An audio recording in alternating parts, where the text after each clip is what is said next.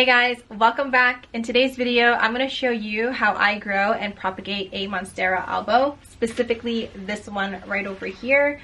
I've actually taken quite a few cuttings from this plant already and shared quite a few, so I think I've got the science down. At least this is what's been working for me. So if you're curious and you want to know how I've been doing it, keep watching. So like I had said, this plant has been with me for approximately 1 year now, and originally it had 5 beautiful leaves. And I had actually waited for it to give me 2 more leaves before I decided to give it a cut.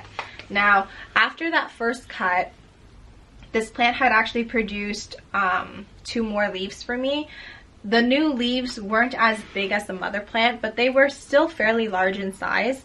And then I decided to cut it again. And that was probably my mistake. My mistake was giving it 2 cuts. So when I say mistake, what I mean by that is the new leaves that it started producing were actually very small. So as you can see in this clip here, it had given me 5 very perfect but very juvenile leaves, and although they look very pretty on their own, it just didn't match this plant. So here we are today. I'm trying to reset this plant. I'm trying to reset the growth of the leaves actually. So I decided to cut it. So now as you can see, I had actually given it 2 cuts. The first cut was to obtain the juvenile leaves, and then the last cut was to reset this mother plant. So originally I had decided to make only 2 cuts, and as you can see, the first cut I was able to obtain all of the juvenile leaves, and then the last cut was to actually reset the mother plant. Now the first cut that had the juvenile leaves, it's actually really big. Like, the cutting is fairly long, and I realized I don't think it's going to make it. So when I propagate my plants, I want to ensure that all the leaves are still going to be intact while it's rooting and while it's, you know, trying to produce a new leaf. So I decided to cut it again. And here we are with these 2 cuttings. Now, when I say lose your leaves, I mean sometimes when you have a cutting and the cutting expends all its energy into rooting, it'll drop the bottom leaves. So I didn't want any of the leaves to drop, so I figured it's best to just cut it again. So here we are, 2 leaves. This plant over here, or this cutting, this leaf might actually drop just because I hadn't air layered it previously. But this one I had already started air layering, so I think it's going to be okay. This one I might lose it, but it's okay because the top leaves are actually fairly perfect and marbled. So you're probably wondering why I have my cuttings like this, and I have a very good explanation for that. Just bear with me, okay? So this is what's been working for me and how I've been successful with propagating my plants. So the reason why I have my cutting in this little moss ball situation is so that the bottom cutting can callus over. So what I'm going to do is just leave the moss on the aerial roots and let the bottom cut callus over in the next couple of days, and then I'm going to graduate it over to something that looks like this, where it's going to be in mica and moss.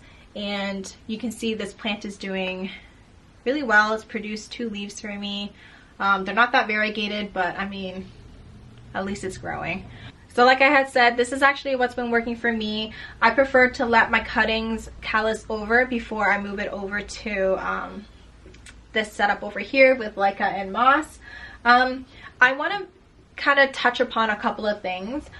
One, when you're working with Monstera Albos, we all know that you should look for like a stem that has 50-50% variegation, and that's just to ensure that the plant is going to survive. So with that said, if you actually have a cutting that has more whites than green, you should be more careful, because I find that cuttings that have more whites in it tend to rot quite quickly, and there's no saving it compared to a cutting that has more green. And I'm only saying this because in my past experience, I actually had a wet stick, and it was a fairly large wet stick, and I figured, oh, it'll be okay. There's enough aerial roots on this. It'll be fine. And I stuck it in moss, and within 24 hours, the ends of that wet stick started to rot, and you know, I couldn't save it. Like, there was nothing that I could do, and that node that was just coming up actually ended up disintegrating, and I was like, okay, lesson learned. Let your cuttings callus over, otherwise it's going to just disintegrate before your very eyes. So my piece of advice is to let it callus over, and then you can move it over to whatever media that you want to let it propagate.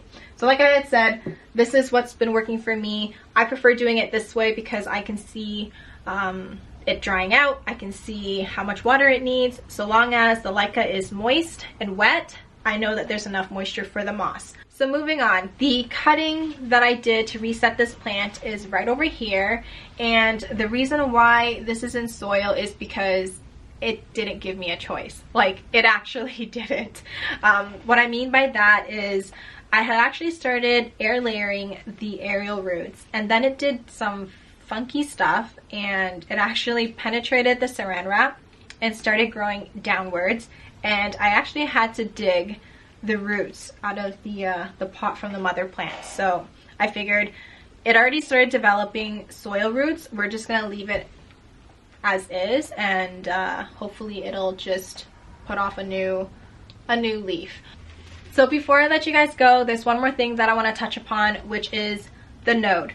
Now, when you're taking your cutting, you have to make sure that there is a node on the plant. Otherwise, nothing's going to grow. You're not going to have a plant unless that's what you're going for. If you just want to keep that one leaf alive, do you. But if your intentions are to actually have a plant at the end of the day, the end of the month, you got to make sure there's a node. And I also want to mention that I actually kept quite a bit of stem on that cut. So let's say the node is right here. I've left about ½ an inch of stem like below and above the node, and the reason for that is because that stem is actually going to provide energy for this potential plant to grow and to root for you. If I had actually cut it closer, it's gonna run the risk of not being active. Like, that bud won't become active, and I'm just gonna have like a dead plant. Or it won't be dead, it'll just be like a leaf. I would be keeping this one leaf alive. So with that said, just make sure that the cutting that you are taking does have a node and that there's enough real estate so that it can provide this cutting enough energy so that it can root for you and eventually become a plant.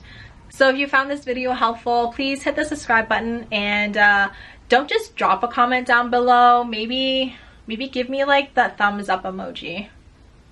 Yeah, or maybe like a green heart. I don't know, whatever. Just nothing offensive. I'll see you guys next time. Bye.